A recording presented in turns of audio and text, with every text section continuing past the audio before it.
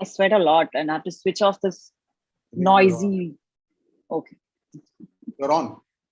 All right.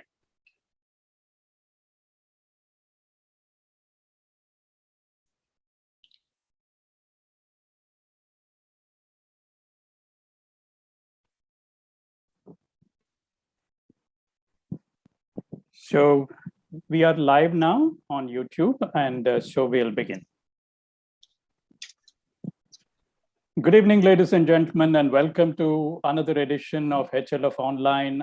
On my own behalf and on behalf of my colleagues at HLF and on all your behalf, I sincerely thank this evening's speaker, Dr. Sanjay Baru, and he will be in conversation with Nistula Hebber. But before I hand over the session to the two of them, let me briefly introduce Dr. Sanjay Baru. Of course, for our audience this evening, Dr. Sanjay Baru doesn't really need an introduction, but yet let me just take a minute or so to introduce him. As many of you know, Dr. Baru is not a stranger either to HLF or to Hyderabad itself. He is, as all of you or most of you would know, he's a policy analyst, an academic, an author, and he has held many positions, including as the editor of almost all the leading financial dailies of India, and he was also the media advisor to Prime Minister Manmohan Singh, and he has taught in several universities, both in India and abroad. And more than anything else, of course, he's a Hyderabadi. He may belong to the wide world today, but we would still like to claim him as our own.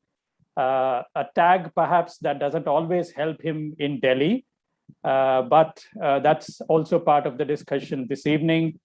And as you know, Dr. Baru has written two very successful books on two former prime ministers of India, P.V. Narasimha Rao and Dr. Manmohan Singh. But this evening, the book that we are going to discuss is not about the current prime minister. And in fact, it is not even so much about individuals. It is more about a power shift, a transition of power from one set of elites to another set of elites. And this is a book that gives us a ringside view of, the book is divided into 3 parts, 12 chapters, and it begins with the context in which this power shift is taking place, and then takes us a little back into and give us the conceptual framework of this power shift. And finally, the third section, which is the longest section, describes, or I would say dissects, the people or the sections of the people who wield power. So this is really an insightful look, an insightful study of the very nature of power and wealth and the interrelation between these two. And Dr. Baru talks about the caste, class, language, region, as some of the constituents of this power, both at the provincial level as well as at the national level. So we are delighted to have you this evening, sir. And we are looking forward to this session. And ladies and gentlemen, in conversation with Dr. Baru this evening is Nistula Hebber.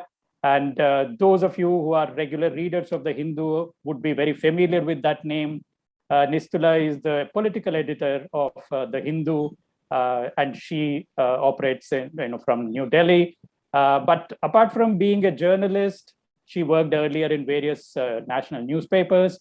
Nistula is also a creative writer. She published a best-selling novel, Kiss and Tell, a kind of a chick lit book that was quite successful and published, I think, in 2012 or so. So this evening, ladies and gentlemen, we have Dr. Sanjay Baru speaking to us, or speaking to Nistula actually on our behalf. Nistula would be in conversation with him. And this is the book that we are discussing this evening. May I request both Dr. Baru and Nistula also to please hold up this book. I got a review. I got a review copy, which was before the cover was set. Okay, so good. it's not going to Good. make any difference. I think 2 out of 3 is good enough. Yeah, thank you so much. And it's now all yours, Dr. Baru and Nistula. And just to quickly remind Nistula that I will be back on the screen about 45 minutes from now with audience questions. So you don't worry about the chat box. You just enjoy your conversation with Dr. Baru, and I'll take care of the chat box questions. Thank you so much. Thanks, Sitam. Thank you, Yes, and thank all you. yours. Thank you. Thank you very much.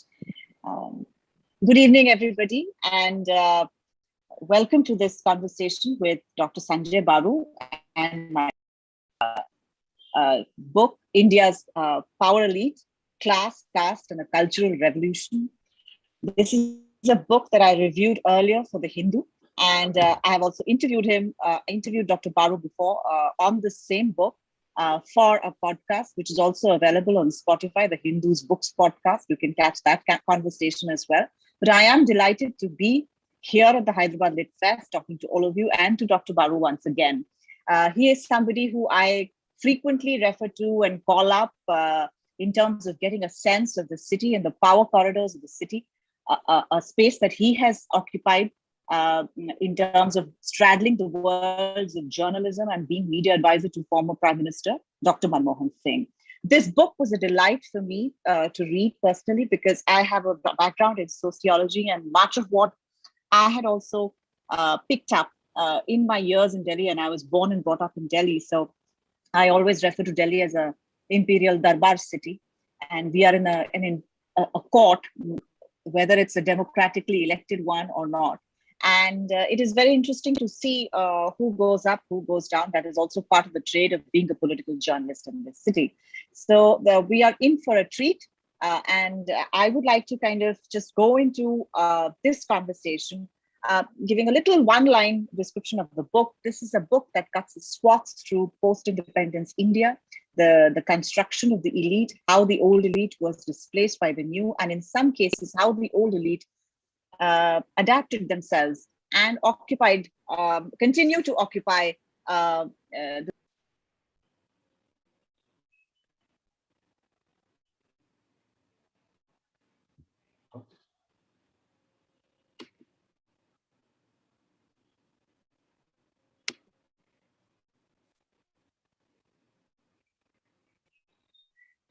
I seem to have lost Nistula.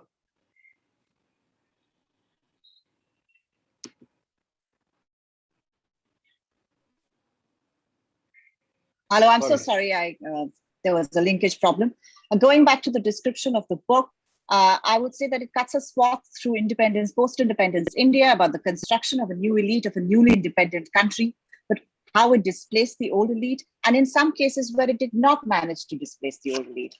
The title of the book is the phrase "the power elite" is taken from C. Wright Mills's thesis on how power elites are created. There is a circulation of elites that happens. And Mills identified politics, military, business, and culture as the 4 pillars of the power elite. And yet India's elite includes, according to Dr. Baru in his introduction of the book, a permanent civil service and the remnants of the old feudal elite. Could you, Dr. Baru, go into it? And also, I want to tack on one extra question on the overseas Indians. That is a part of the elite that we don't normally refer to. You talk about the overseas Indians as a successful, currently, the way we look at the overseas Indians as a successful brand of people, quite different from the indentured labor and other backgrounds from which Indians went overseas in the past, and how we used to perceive them. So these are 2 things that I want to start off this conversation asking you about. Well, thank you very much, Nistula, and thank you very much to Hyderabad Literary Festival. My friend Vijay, we go back a long way. We were all in the University of Hyderabad in the 1980s. And while this book is a lot about Delhi, there's a lot of Hyderabad in this book. There are many important characters out of Hyderabad. There is Jayanti Dharmateja, there is Ramoji Rao, there's Chandrababu Naidu, N.T. Ramarao. P.V. Narasimha Rao. P.V. Narasimha Rao. A lot Hyderabad is also a figure in my book, and therefore I'm delighted to have the opportunity to be speaking on the and I'm also happy that Vijay Kumar in his initial observations said the right thing, which is that while I wrote two books about two former prime ministers, this is not the present prime minister, because one of my complaints about a lot of discussion in Delhi and reviews has been that it imagines as if this is a book about Narendra Modi. It is not. In fact, Narendra Modi. I have one question about that. I hope you won't hold that against me later.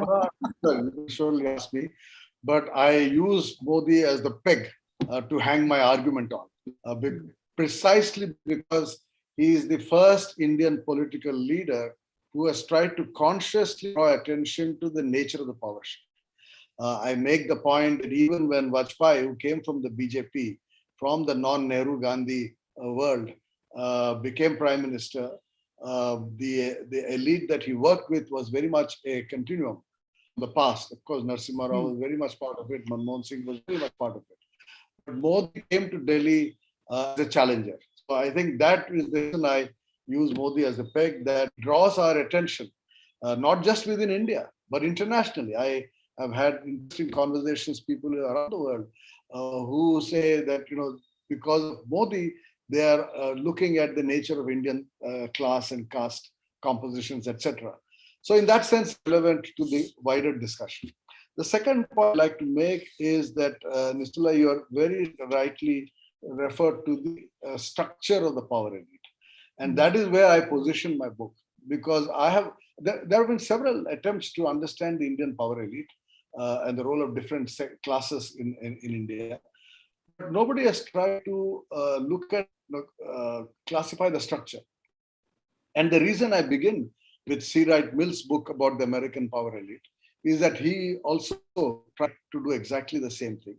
And what I find very interesting is that in his case, he looks at the business elite, the cultural elite, Hollywood, for example, the East Coast cultural elite, the political elite. But very interestingly, he has an entire section, in fact, a substantial part of the book, looking at the military elite. And that is because he's writing the book in the 1950s, just after the war, when the first time general became elected president, General Eisenhower, and the military-industrial complex, which is now all-powerful, was into being. But when we look at India, I make the point that the military-industrial complex was not so important in the past. It is just being formed, if you look at what has been happening in the last few years.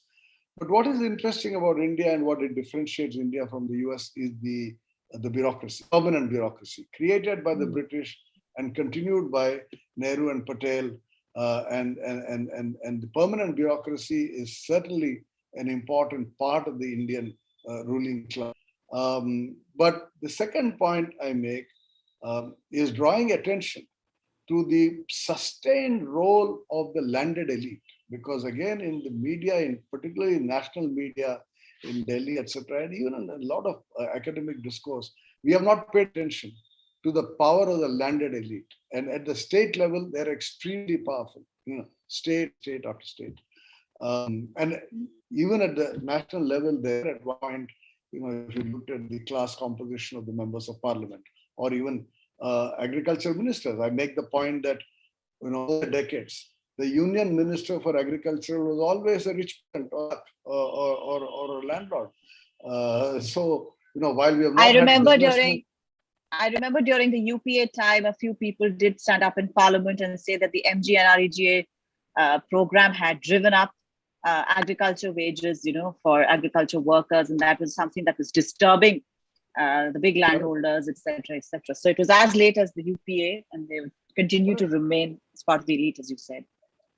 Absolutely correct. So while we have not had a businessman minister for industry, we've had a lot of farmers as minister for agriculture.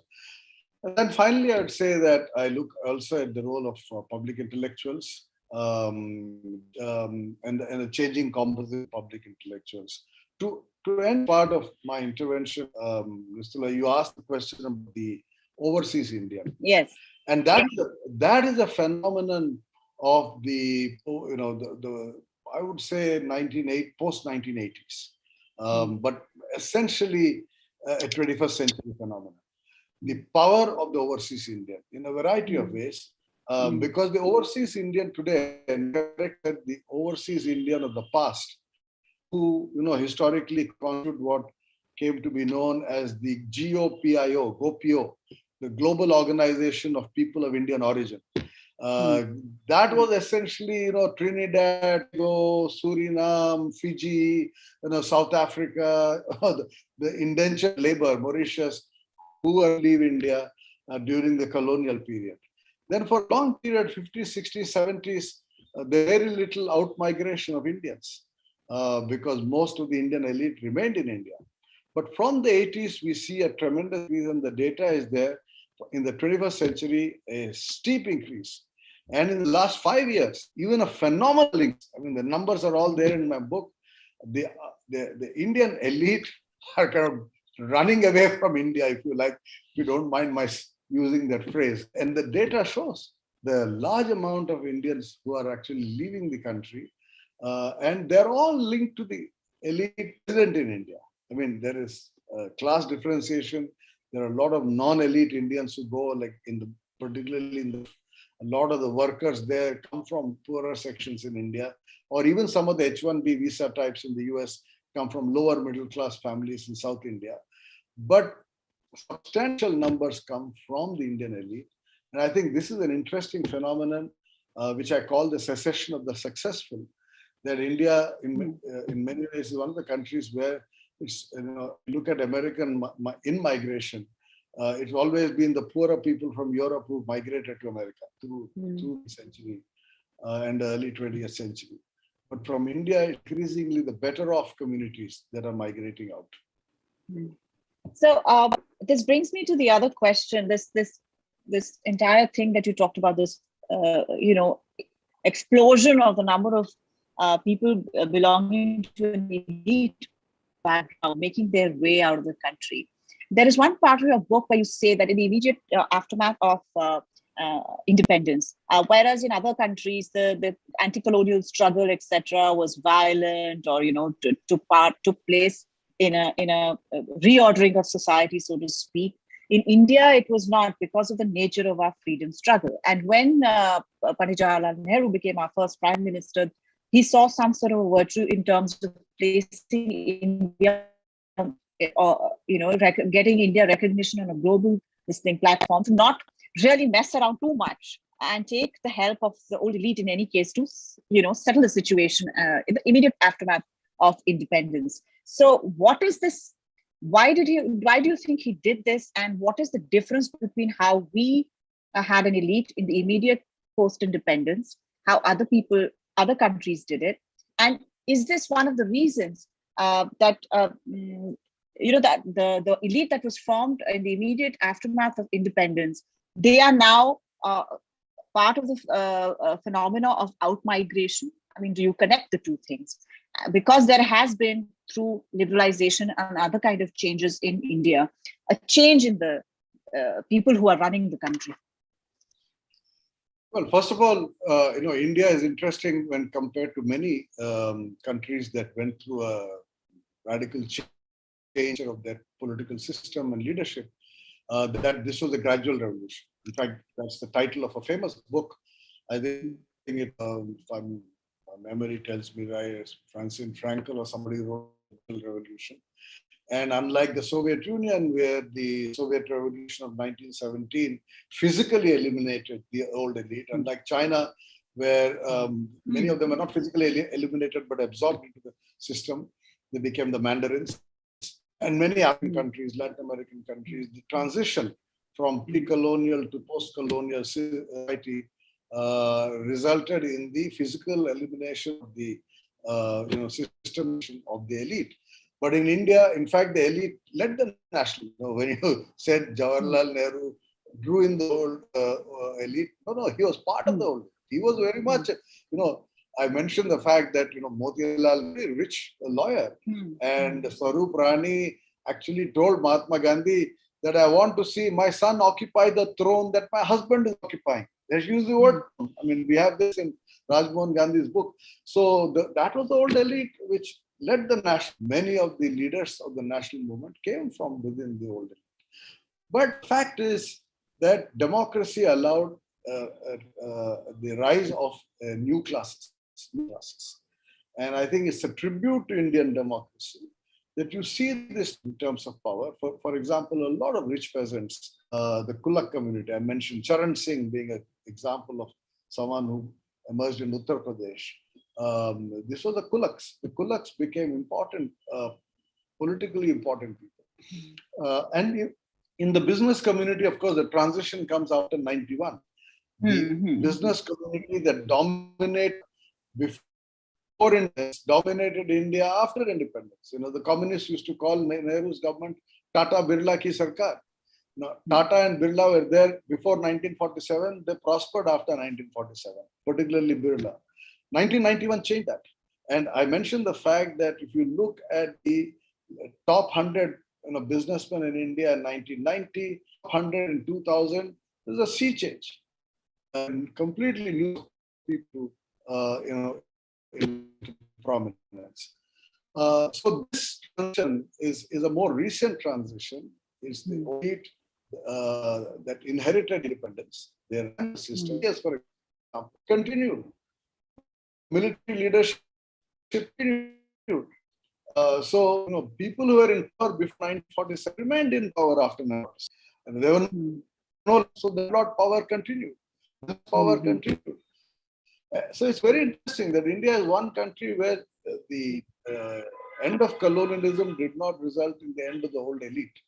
And the one extreme of the old elite, I mean, the Maharajas and Rajas who lost their privy purse in 69, they all became politicians. They're all in parliament now.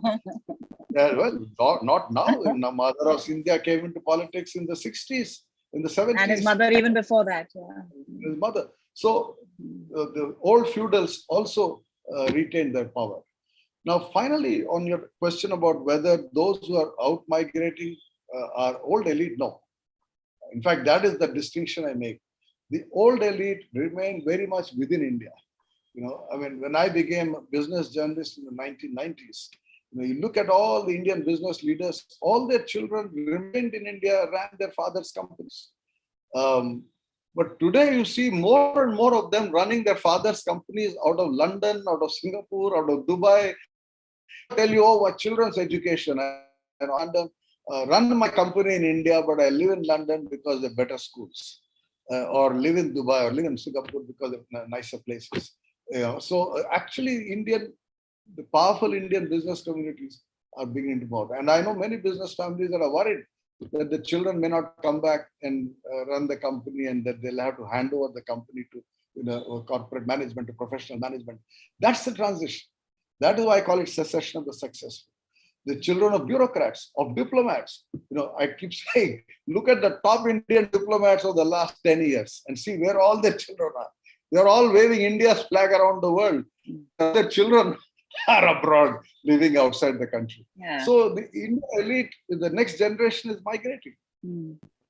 So we'll come back to the political elite now. You touched upon it in the earlier part of this conversation, and you said that how the elite adapted to the NDA government under Vajpayee is different to the way they've reacted to Narendra Modi's government, NDA government.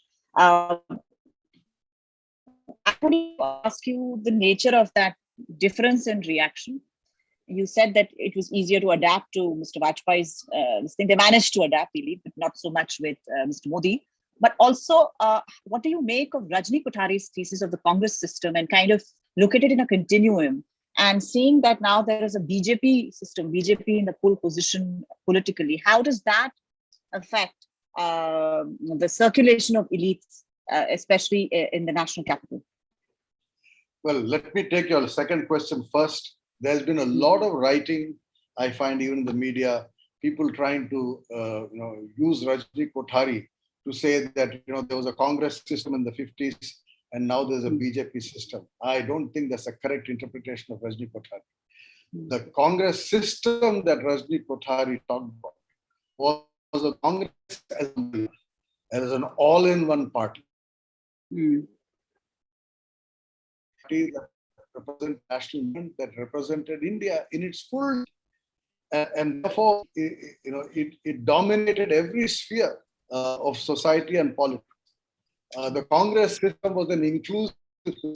Now have is a system that is hegemonic in the Gramscian sense, that excludes people. And that is where I draw a distinction between Atal Bihari Vajpayee and Narendra Modi. Atal Bihari Vajpayee saw his election in 1998 as a normal election, where, like in the US or UK, one political party goes out, another political party comes. But, and therefore he did not see it as a revolution. He did not see it as a second republic. But Narendra Modi saw his victory as the end of the Nehru-Gandhi dynasty, as the end of the Congress system, as the end of the past and the beginning of a future. Congress Mukta Bharat. And it's the end of this kind of inclusive India and the beginning of a Hindu India.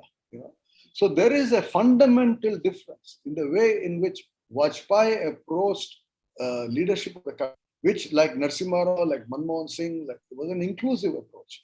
In fact, I make the point that these three prime ministers who served their full term, the only three who served their full term apart from Nehru, Indira Gandhi, and Rajiv Gandhi, were able to serve their full term because they were inclusive. They took people along. Narasimha Rao started as a minority prime minister. Vajpayee had a coalition. Manmohan Singh had a coalition. But they were not just political coalitions, national coalitions. They were able to take all communities, all regions together.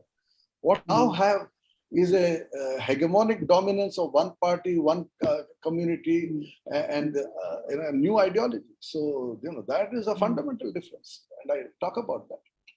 And how about the elite and how they have reacted to Mr. Modi being in power in Delhi? I don't think the old elite like him very much, but they have to stomach him. I quote a businessman saying, we are not happy with his economic policy, but, he's a Hindu, I'm a Hindu, so, theek hai. That is the attitude of a large number of people. The kulaks are not happy. So there is a lot of unhappiness because everybody is worried whether this system can remain stable or whether it will invite backlash that will be destabilizing. In any case, I think the slowing down of the economy has also created a lot of challenges. So I'm not convinced that the Indian elite is actually very comfortable with this transition. But then Mr. Modi has the numbers. And of course, it's not very easy, not difficult.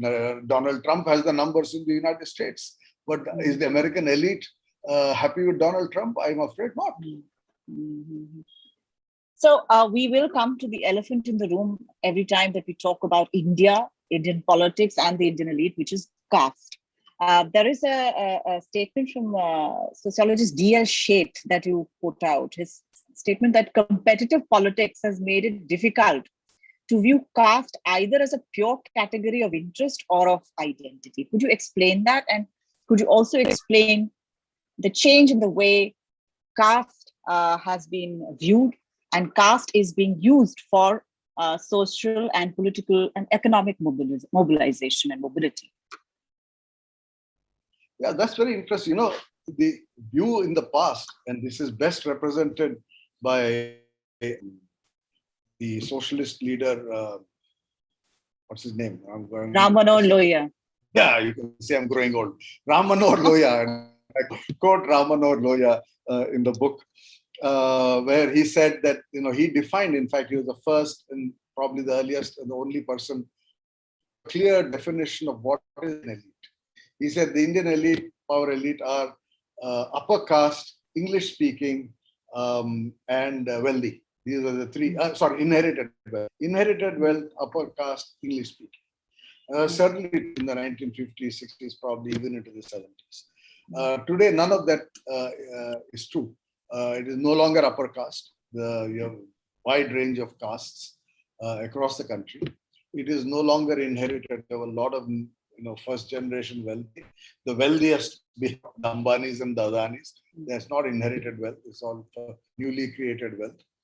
course, is no longer English speaking is important in certain parts of society, certain institutions, but no longer necessary to be either a powerful businessman or a powerful politician. So the nature of caste has changed. The point that Sheth makes, of course, is that caste was seen as your status in society, and political parties viewed caste in those terms. But today, caste is like in any democracy, and that is where I find it very puzzling that many Western scholars think of caste as something unique. In any democracy, the voting community is broken into various segments. So in the United States, you have blacks, you have whites, you have Hispanic, Jewish vote, you have Indian American vote, you have now Hindu vote, Midwestern vote, East Coast vote, West Coast vote. In England, you have this, the English vote, the urban vote, the Scottish vote. In India, we have, the Yadav vote, the Muslim vote, the Hindu vote. So in other words, these identities have become increasingly political and not intrinsically so. Though people still do not marry outside their caste, people still do not marry outside their religion. The caste identity, the religious identity at the family level is still important. But political, all political parties play this game. I mean, even the BJP, which calls itself a Hindutva party that wants to unite Hindus, and accuses the other parties of dividing Hindus, is actually doing all its politics based on caste. We see it again and again and again. And recently, when Narendra Modi reconstituted his union cabinet, the BJP actually put out a press statement giving its composition to the cabinet. How many SCs, how many STs, how many OBCs. The only thing they did not mention is how many Brahmins. And that's an interesting change. In Vajpayee's government, there were a lot of Brahmins. Vajpayee himself was Brahmin. But even in Modi's government, Arun Jaitley, Sushma Swaraj, Manohar Parrikar, Nitin Gadkari, so many Brahmins, political heavyweights within that government, yes. Political heavyweights. Yeah. Today, Brahmins are political lightweights. Nirmala Sitharaman and S. Jaishankar, neither of whom is a politician, both recruited. And Mr. Javadekar got dropped because he's a Puneri Brahmin. Javadekar got dropped, Gadkari got demoted. So that is. Okay, Dr. Baru, you have been a witness to the massive change that took place through the 1991 economic liberalization project. That was a project that my generation had been the biggest recipient of, because that was the time when we were finishing school and college, and we had a plethora of opportunity which was not available to our parents or even the generation of our elder brother or sister being available to us. And a lot of wealth was created, a lot of opportunity was taken advantage of. You talk about the Bombay Club and how that also changed in terms of the business elite. And there are some very amusing anecdotes that you recall of the FICCI and the CII and their relationship with the government, where business people try and organize and try to get a say in terms of advocacy of business policy, etc., etc. How do you view this change in the business elite, and how do you see it unfolding in a government where there is an economic crisis, which, in a government which is dealing with an economic crisis, and also in terms of being accused also of crony capitalism? Well, you see, let me again start with your last comment. Crony capitalism. Cronyism is part of democratic politics around the world, right? So this high crony capitalism is utter hypocrisy. Political parties need money. Businessmen have the money. Businessmen need favors, and this relationship across all society. And now we find even in a communist country like China, the intimate relationship between wealth and power. In fact, one of the themes of my book is this relationship between wealth and power. That wealth enables people to secure power, political power, and power enables people to secure wealth. and a whole section looking and giving examples. Politicians who became millionaires and millionaires who became politicians. And therefore, this whole relationship is there. It will continue. It is not changed. So in theory, one political may accuse the other one of cronyism, but everybody is part of, as they say in Hindi, is hammam mein sab nange. But I think your earlier question is a very, very important question, which is on the nature of change that 91 brought about and what it has meant for Indian business. I do actually think now, as we look back, and recently we've had a lot of writing because this is the 30th anniversary of 91, that the most important change in 1991 was the end of license permit Raj. Because the license permit Raj was the original crony capitalist system in which, businessmen were framework for politicians. And we know, for example, that in the early 60s, JRD Tata went and funded the Swatantra Party openly. I mean, it also tells you the nature of democracy then, that the Prime Minister of the country didn't send the ED and CBI after JRD Tata. But JRD Tata funded the Swatantra Party because he felt that the Congress party was favoring the Birlas for him.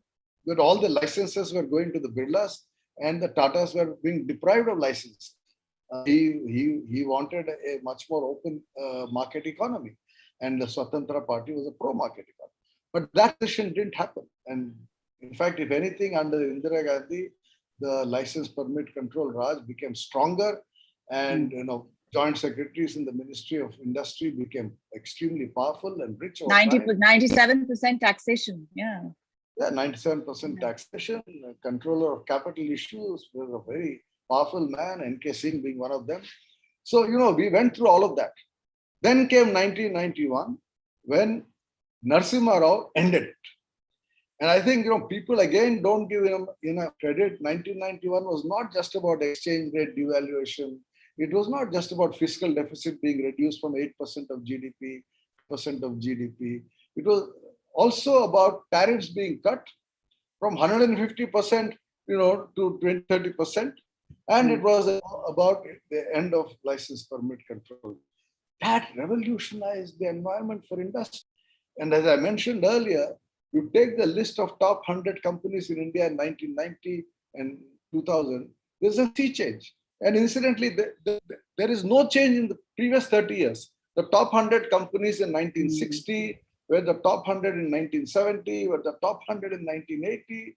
But the change begins slowly in the 80s. The rise of the Ambanis was in the 80s. But 90s, you have Munjals and Mittals and, Nadar and so many new business groups entering the top 100.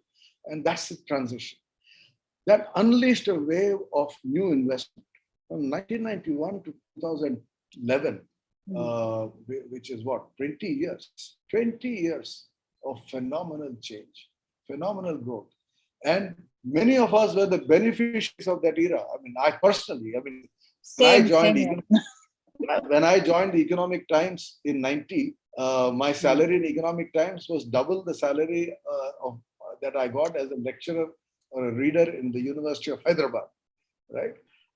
So the transition from being a reader in the University of Hyderabad to becoming an assistant editor was that my salary doubled.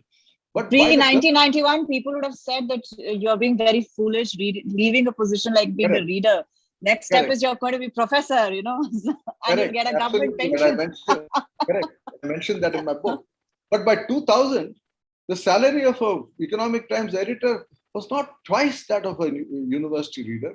It was virtually 10 times that of a university reader. Unimaginable wealth in the hands of journalists who bought farmhouses, who now have run companies. Whose names are mentioned in the registrar of companies, because you have to mention people with really high salaries in your companies on that website. It astounds me. That period of growth was really a period of transition. The nature of the Indian elite has changed during that period.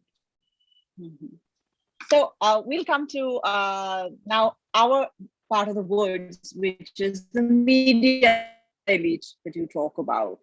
And you divide media into three categories, and that division and that classification has actually become one of the talking points about your book, which is that that when the Modi government came to power, they kind of classified the media into three: A, B, and C. A being pure professionals, B being pro-opposition journalists, and C being, people who can be co-opted, who are corrupt or otherwise ready to be co-opted. And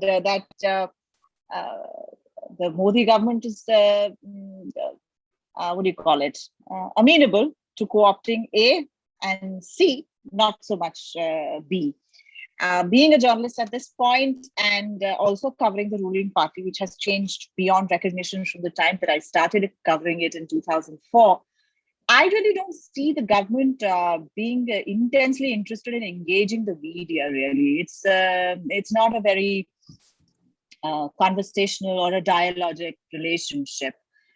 Yet you say that the media elite, TV channels, and celebrities, influencers, etc., still wield an enormous amount of power. How do you square that off? I think it's a very interesting question, particularly this moment in time. I see what is happening today in the country, thanks to COVID, thanks to the economy slowdown, thanks to exposes like Pegasus, as a turning point. Because Modi came to power in Delhi, deciding to destroy the credibility of the media elite in Delhi. Because this media elite that criticized him in 2001, 2, in his handling of Godhra and the situation in Gujarat. Don't forget that at that time, the media was in love with Atal Bihari Vajpayee. I know that for a fact. I was an editor. Was loved Atal. He was a lovable man as an individual, personally lovable. And we saw that when he died, the reaction across the country, the emotional reaction, like when Nehru died. So Atalji was a man who was loved by the media. But in his prime ministership in 2001, when the Godhra incident happened, the Delhi media criticized Modi. And so I think he came to Delhi deciding that I'll put these guys in their place, which I think was the wrong strategy. I advised him. I said in my book, there are always people who are willing to be co-opted. There are always people who can be, and in a credible way, not in the way in which they have done, where everybody knows who is kind of pro-government, who is not pro-government. But in a credible way, one can co-opt people to your way of thinking by convincing them that what you're doing is the right thing. So we went through a phase in which there was a lot of animosity between the media or mainstream media and Modi's BJP. Partly also there was the social media and he could reach directly. So there's Man Ki Baat, there's Twitter, where you're reaching people directly without the use of media. And so we saw it in other countries. I mean, Trump did exactly the same thing in the US, where he abused the New York Times, he abused CNN. The swamp, draining the swamp. Yeah, exactly. So, this is not unique to India. I think that is beginning to change. That is beginning to change because public mood is also changing. People are questioning, why is it that the economy is not doing so well? Why is it that you have all these allegations about snooping? So intelligent handling of the media, in my view, has long-term benefits.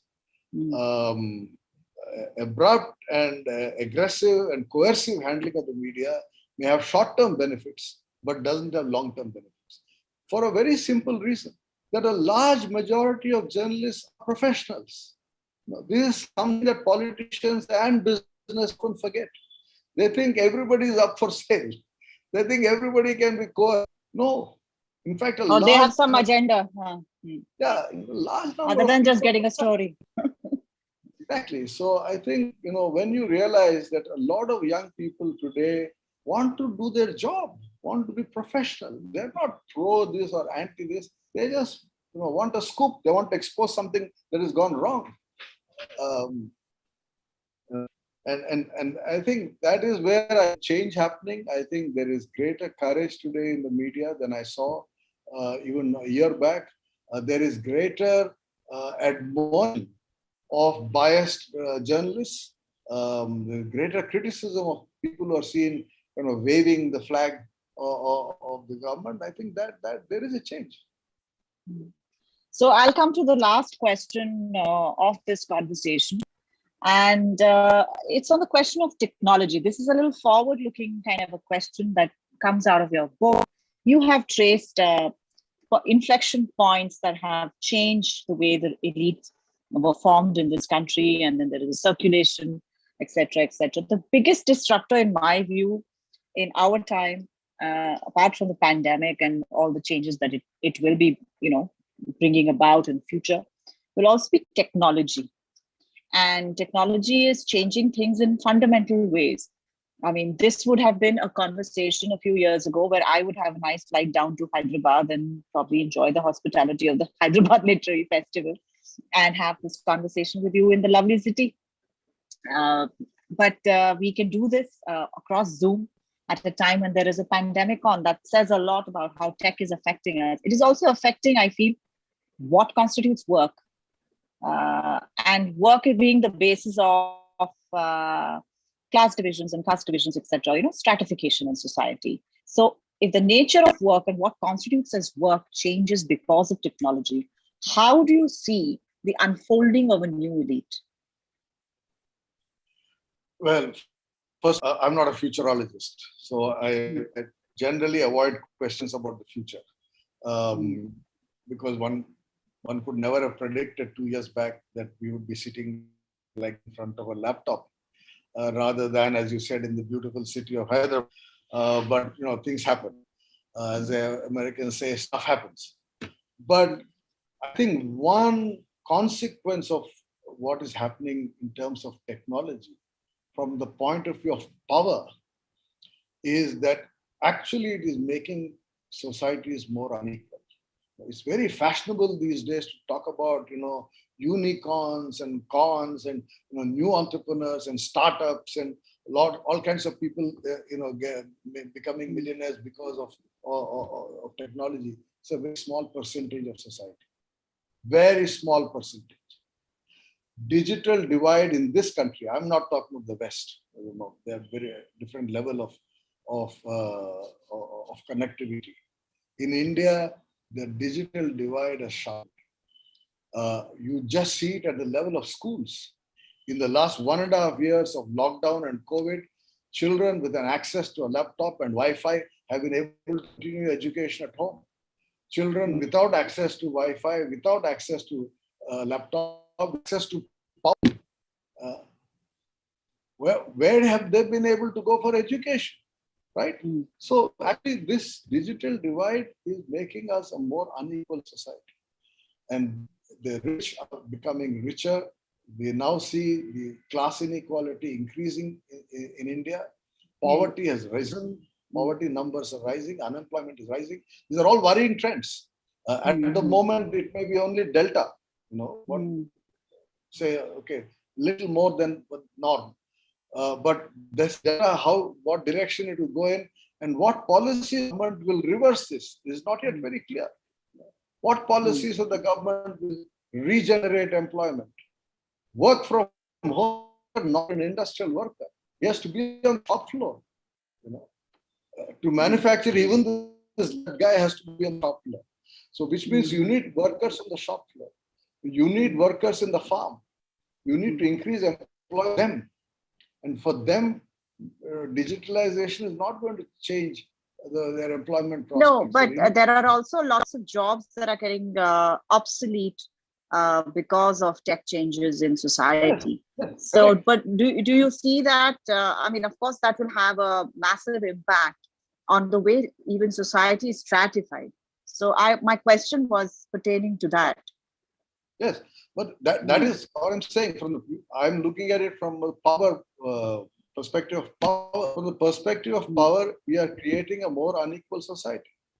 I mean, even in the United States, who are those Hillary Clinton called what the scum or whatever word she used, who voted for Donald Trump? The unemployed deplorables. White, the white deplorables. Workers. The deplorables. So we are creating a community of unemployed, aggrieved people And that is going to influence politics, it will influence social relations, and so on and so forth. And it will have consequences for power.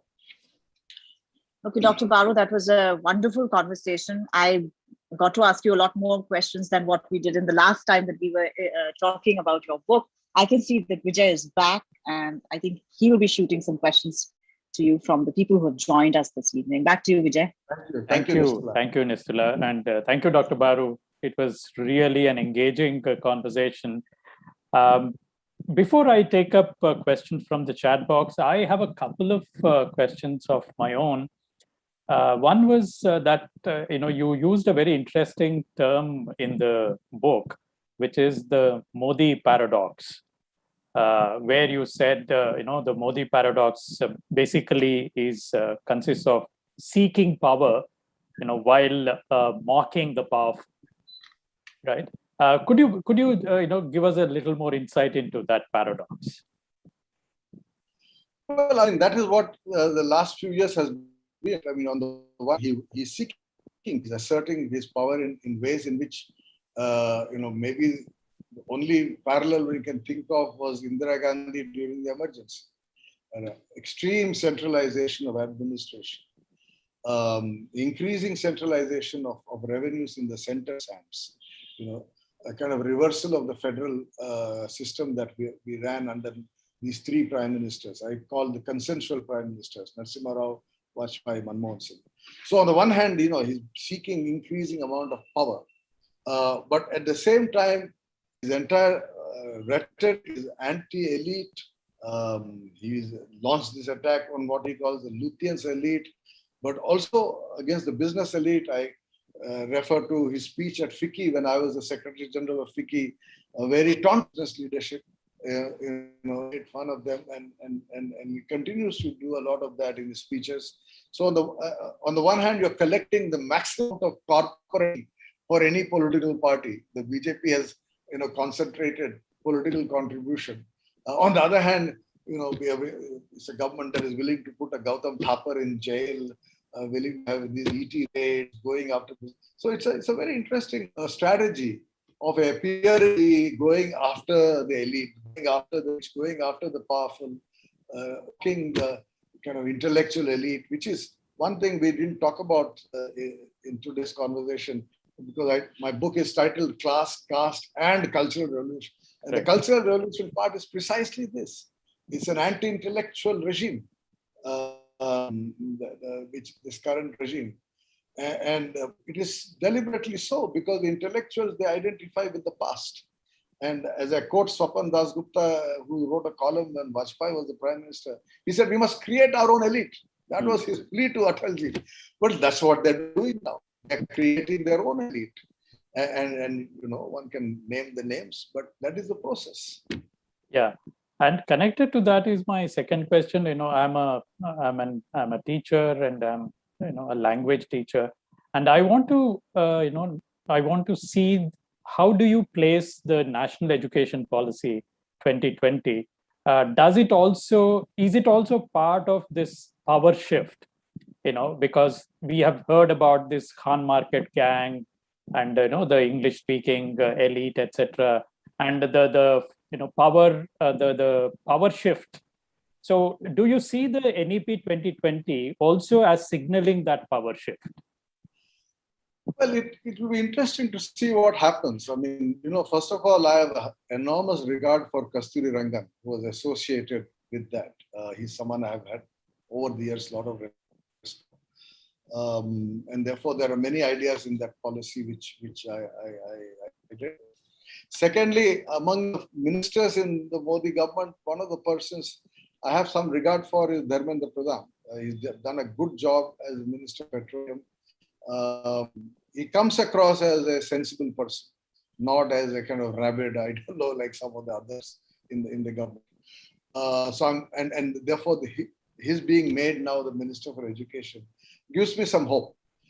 The reason is that I think, the BJP has come to realize, actually I'm hoping, I mean, I'm an outsider, I don't know their internal thinking, Nistula knows their thinking better than me today, that I think they've come to realize that what holds India back has been the 70 years of neglect of education. The fundamental difference between East Asia, including China and all of East Asia and us, and all of South Asia, not just India, the fundamental difference is the inadequate investment in human capital. Amartya Sen wrote about this 20 years ago. John Drez and Amartya Sen wrote about this more than 20 years ago. But that's the reality. And very interestingly, my friend Surjit Bhalla, who's a rabid supporter of Narendra Modi, who writes all these columns in the Indian Express in defense of Prime Minister Modi, and who's now India's representative at the International Monetary Fund, and therefore I assume was rewarded by the Prime Minister, has actually a good book on this subject. He looks at the importance of investment in education. In fact, he makes also the point, and Surjit is a kind of right-wing economist compared to Amartya Sen, who's a left-wing economist. They come to the same conclusion, that India has fallen behind China on account of one single factor. I mean, the most important is education. And that high levels of illiteracy, low quality of education. It's not just that, India has millions of BAs, BScs. So what are they worth? Nothing. They're worth nothing. Degree in India is today absolutely worth nothing internationally. Right? So we have created a class of uneducated people. And that is what is holding the economy back. And not just, humanities, sciences, technology, but crafts, industrial workers. Why is it that the productivity of the Chinese worker on the factory floor is several times more than the productivity of the Indian worker on the factory floor? Goes into training, skill level, health, food intake, all of those factors. So I'm hoping that this government has understood all this. If they have understood it, that they will actually focus on this, because we need to do the basics to go forward. Yeah. And I don't know about your optimism, Dr. Baru, because although they do say 6% of GDP, actually, if you see the budget, which has actually come down, from the earlier budget. So let's hope, that it's not just the realization, but also the finances to back it. Mere realization, I think we have been hearing this 6% GDP for the last, 30, 40 years, right? But we never crossed 3%. You're right. But I don't want to, take too many questions of my own, but since your recent book, since you also mentioned just now China, and your another recent book is about China, there's a question here from one of our audience. It's unfortunately his name is Jigsaws 401. Migration of the rich seems to be a common factor both in India and China. So what are really the factors driving the rich and the same in both countries? Are the factors same in both India and China? Not at all. I mean, the Chinese, there are two categories of Chinese migrants: those who actually go and come back, and that's much higher than the case of India. But those who have left China have either left because they've made so much money, they want to be able to spend it, and the West offers much more attractive ways of spending that money than back home. So they send their children to the best universities in the West. They have holidays across Europe, and they live fancy lifestyles which they may not be able to back home. Though, of course, if you're in Shanghai or some of the other cities now, the rich in China live really fancy lifestyles, and certainly social life in Shanghai compares with social life in New York.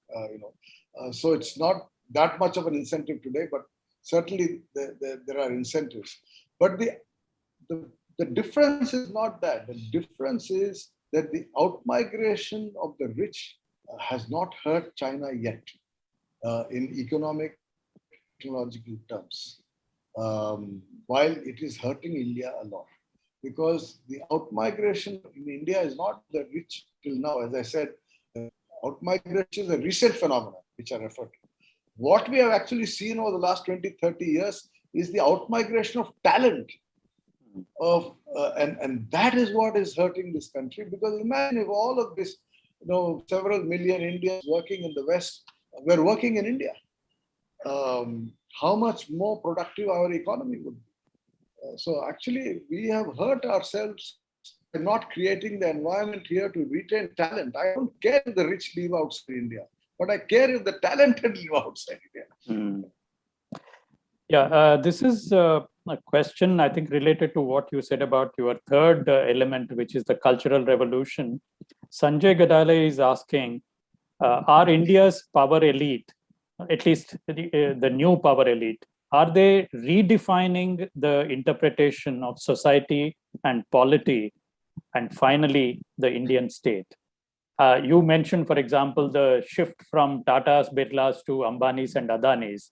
So is it merely a change from one set of rich people to other, or is there a basic redefinition taking place of many of these important concepts? I think the most important redefinition is the assertion of. I quote one businessman, a very prominent businessman, I've not named him, who said to me, he's very happy with the economic policies of the government. And then I said, so are you against this regime? He said, no, but ye Hindu log hai, hamare log. So this identification of the Indian rich, the upper caste with the regime's ideology is significant. Is significant, which is why Modi's approval ratings are fairly high. We have seen various media interviews, etc. A lot of I was watching, I forget now on whose show, a man saying is unemployed, some relatives died due to COVID, they couldn't afford hospital, etc., etc., etc. Hum Modi ji supporter. So he has been able to dealing himself from the bad news by focusing on Hindutva. I think that is what makes this elite different. This is a question from Dr. Parkala Prabhakar, who is wishing you, hello Sanjay and Nistula. Hello. Thanks for a wonderful conversation. I would like your thoughts on the depoliticization of the new elite and their tendency to privilege tech as solution for our problems. This is something that Nistula mentioned towards the end. Yeah, it's actually quite fashionable to talk about tech, and everybody's talking about technology. I have always been a skeptic because the kind of solutions technology gives has not yet demonstrated to us can create employment for the 300 to 400 million poor Indians. It has created opportunities for the 300 to 400 million top. And they have done well. I mean, all of us, our class has done well for itself over the last 50, 60 years. But we still are a low-income developing country with a large section of the population that is poor, that lives in very, very difficult conditions. And we have seen family after family being indebted due to medical education. Now, how is technology going to solve their problem of creating employment, their level of skill within the generation? Don't talk to me 20 years from now, 30, but in the next 2 years, in what ways, we were told about this digitization of the economy, done whatever, everything, online. How has that created employment? It's not very clear to me. I'm trying to look for the data that will convince me that all this has actually helped reduce poverty. It is not there in front of me. Yeah, and I think this is a related question by Prafulla Chandrasekhar, who is asking, where do we see the Indian middle class today?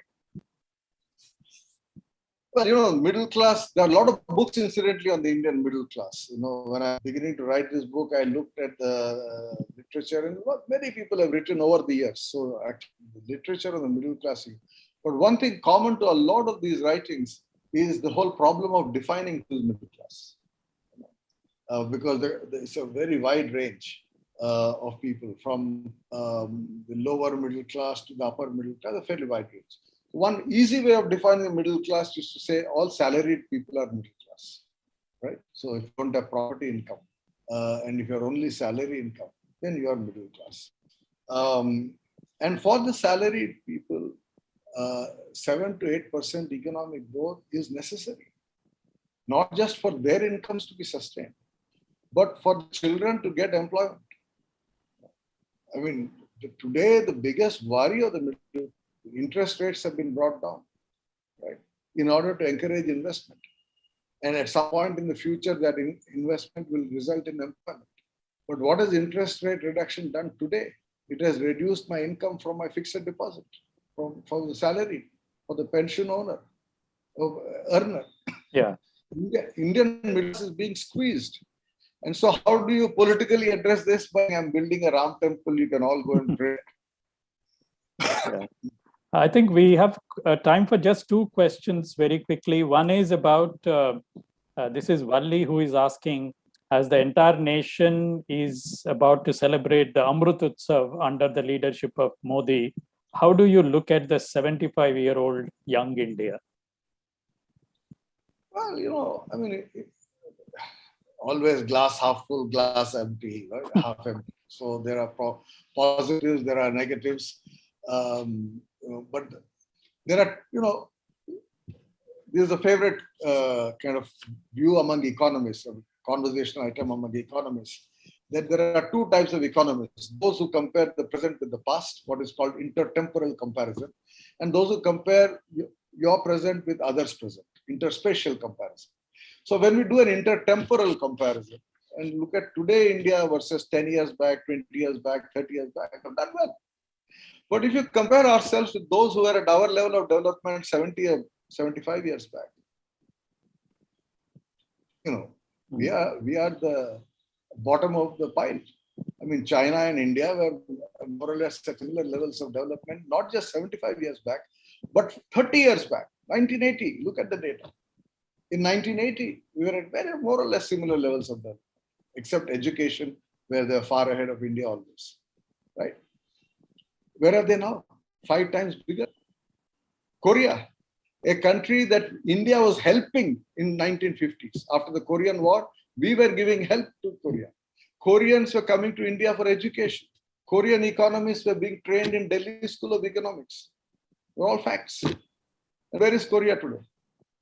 Right?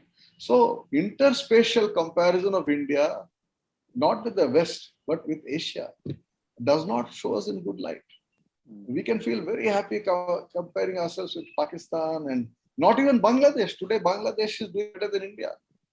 Sri Lanka is doing better than India. Yeah. This is again bringing us back to the internal politics. This is Murari Prasad who is asking, how do you look at Mamata Banerjee's electoral rebuff to the Modi juggernaut? Will it have a cascading effect on anti-Modi consolidation? I want to step in here because Yes, I interviewed Dr. Baru. Mr. should answer that question. And I had interviewed Dr. Baru on one of his previous books. I think that was on the 1991, reforms or something that he had written. That was again for the Hindu. And in that, he had very openly said that Congress actually should start out a campaign to bring back all the mass leaders who left and floated their own parties and have had massive success, starting with Mamata Banerjee. She should be made leader. And then he told me that she had read this in his book and had invited him for her swearing-in ceremony when she was elected the chief minister for the second time. So I think from that, I can guess what he's going to say. Yeah, because in the book also you talk about the shift from a kind of a Congress kind of a government or power to the Modi kind of power. Well, first of all, there's nothing to do with my book, so I can get away by saying I don't need to answer this question. But since this is the last question, and Nistula has said certain things, I need to, I guess, complete the answer. I did take the view some years back that what was the secret of Narendra Modi? The secret of Narendra Modi was he was able to capture popular imagination, not just in his state, but beyond his state. the BJP under Lal Kishan Advani failed to win the 2009 election. And today everybody calls Manmohan Singh weak prime minister. They say all kinds of things, but it is that weak prime minister who defeated the BJP in 2009, right? And the Congress in 2009 came back to power because the BJP under LK Advani was not able to convince its own support base. In fact, I've written about this, that the support base of the BJP shifted away from the BJP to the Congress because of Manmohan Singh. Narendra Modi took that base back and has retained it till today. Who in the country today can capture the imagination of those who are unhappy with Narendra Modi? In my judgment, there's only Mamata Banerjee for two reasons. One, because she, like Modi in Gujarat, she has successfully retained her base. And it's important for a political leader to have a strong base to be able to make the foray, right? Second, she's a woman. And you can see Mr. Modi has already responded to the challenge by inducting the largest number of women into his cabinet this time. You know, and he's 11. Every gold medal Indian women are getting in the Olympics, he's jumping up and down, claiming credit for all the gold medals of Sindhu and Chandu and all of that. So there is a woman focus now suddenly in the BJP. That's because they see Mamata Banerjee as being able to mobilize women's vote. But that is not enough. And that is where my last point, which Nistula mentioned, which is that I do think that the only way in which a credible opposition to Prime Minister Modi, who remains still popular, let us not underestimate his popularity, is for the entire old Congress parties to come together, which means Sharad Pawar in Maharashtra, it means Jagan in Andhra Pradesh, Mamata Banerjee there. And there are many actually who are not second generation. Don't go back one generation to Congress, but go back two generations to Congress. Even the left, EMS Namboodiripad started his life in the Congress party. So across the country, if you see the political party, there are many who have taken their roots into the Congress. And if you go back to 1947, the only party that does not have its roots in Congress, even though Atalji had his roots in Congress, was the BJP. But otherwise, all post-1947 parties have their roots in the Congress. Very few came up independently of the Congress.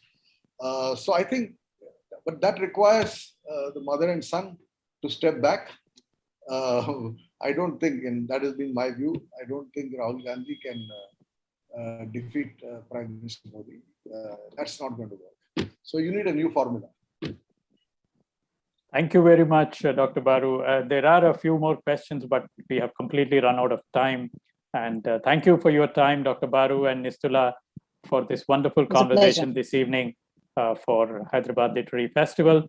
So ladies and gentlemen, with that, we come to the end of this evening's conversation with Dr. Baru, and we will see you once again on August 20th with another edition of Hyderabad Literary Festival online. Thank you very much, and good evening once again. Thank you very much to Hyderabad Literary Festival. Thank you. Thank you, Nistula.